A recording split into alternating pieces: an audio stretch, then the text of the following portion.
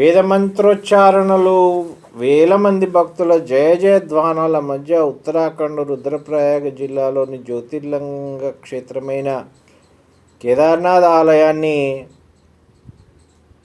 ఆదివారం ఉదయం 8:30 మూసివేశారు. ఈ సందర్భంగా పరమశివుడు ఉత్సవ విగ్రహాన్ని బయటికి తీసుకువచ్చి ఉఖి మఠ్కు తరలించారు. శీతాకాలం అంతా అక్కడ స్వామికి పూజాధికాలు కొనసాగుతాయి.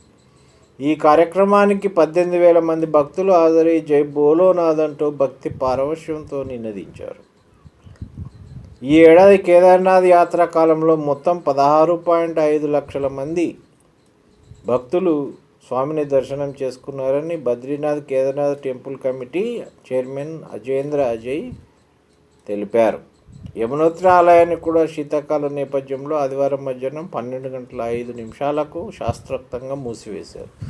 యమునాదేవి ఉత్సవ విగ్రహాన్ని కర్సాలికి తరలించారు. బద్రీనాథ్ ఆలయాన్ని 17వ తారీఖు నాడు మూసివేశారు.